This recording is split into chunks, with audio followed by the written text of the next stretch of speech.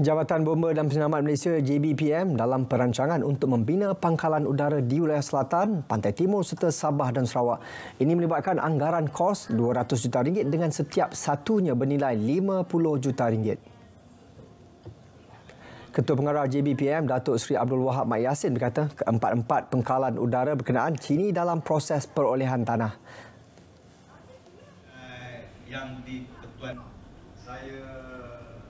memang jabatan memberi keutamaan lah untuk menyediakan satu pangkalan udara untuk zon selatan, sebab zon selatan ini bukan setakat banjir. Johor ni bukan setakat banjir, yang banyak industri besar seperti Pengerang ni sendiri mengusulkan kawasan industri oil and gas yang berisiko tinggi lah.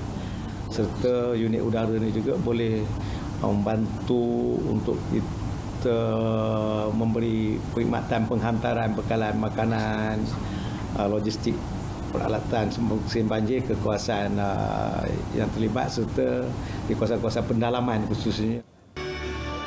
Beliau ditemui pemberita selepas Majlis Anugerah Perkhidmatan Cemerlang tahun 2022 di Pasir Gudang.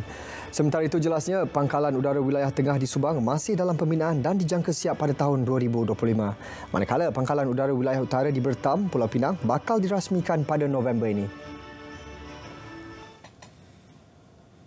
Seorang pengarah syarikat pendidikan didakwa di Mahkamah Session Johor Bahru atas 3 tuduhan mengemukakan tuntutan palsu pada Pertubuhan Keselamatan Sosial Perkeso berjumlah RM74,000 2 tahun lalu. Tertuduh S. Ramamurti, 41 tahun, bagaimanapun mengaku tidak bersalah di hadapan Hakim Datuk Ahmad Kamal Arifin Ismail. Berdasarkan 3 kertas pertuduhan itu, tertuduh didakwa menipu kaki tangan Perkeso dengan mengemukakan borang butiran palsu untuk 10 orang pekerjanya menerusi insentif program Penjana Kerjaya 2.0. Sedangkan senarai pekerja yang dikemukakan adalah bukan pekerja di syarikatnya. Kesalahan dilakukan di Pejabat Perkeso Johor Bahru pada 25 dan 26 Mei tahun 2021. Tertuduh didakwa mengikut Seksyen 18 Akta Suruhanjaya Pencegahan Rasuah Malaysia SPRM 2009 dan boleh dihukum mengikut Seksyen 24/2 Akta yang sama. Hanya dalam tempoh 4 tahun, jumlah pesakit diabetes di negara ini meningkat 5%. Angka itu dijangka terus meningkat sekiranya amalan gaya hidup sihat tidak diamalkan. Ikuti laporan disediakan Nur Julizan Muhammad Zain sempena sambutan Hari Diabetes Sedunia yang disambut hari ini. Tinjauan Kebangsaan Kesihatan dan Mobiliti 2019 NHMS 2019 mendapati 18.3% rakyat Malaysia menghidap diabetes. Ia meningkat berbanding 13.4% pada 2015. Tahun ini, akses kepada penjagaan diabetes diangkat sebagai tema Hari Diabetes Sedunia. Ia memberi tumpuan kepada keperluan akses lebih baik kepada pendidikan diabetes berkualiti bagi pakar perubatan serta individu yang menghidap penyakit itu. Malaysia merupakan negara yang mempunyai jumlah pengidap diabetes atau kecil manis yang tertinggi di Asia, juga antara paling ramai di dunia selepas Arab Saudi. Dianggarkan kira-kira 7 juta rakyat di negara ini yang berusia 18 tahun ke atas berisiko mengidap diabetes menjelang 2025. Namun, perubahan gaya hidup dapat membantu mencegah seseorang terkena diabetes, khususnya bagi mereka yang memiliki risiko menghidap penyakit itu seperti obesiti, kolesterol tinggi atau sejarah keluarga.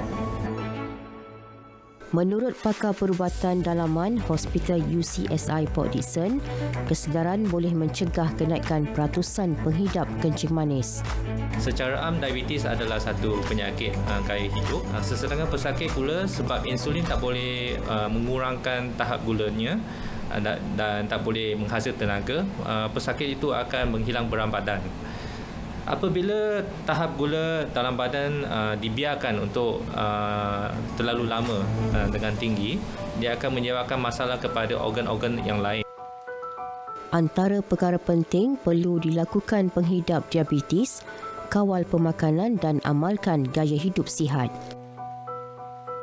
Selain ubat-ubatan yang doktor bagi, mereka juga perlukan penjagaan diet yang ketat dan berterusan. Okey, sebab kencing manis ni dia bukan macam demam ataupun luka yang boleh sembuh. So that's why dia kena ada pengawalan diet yang berterusan lah. Senaman adalah sangat bagus untuk mereka kerana apabila mereka bersenam, ia menambahkan sensitiviti badan mereka kepada insulin. Okey. Dengan cara itu, insulin dapat bekerja dengan lebih cekap lah. Nur Julizan Muhammad Zain, RTM.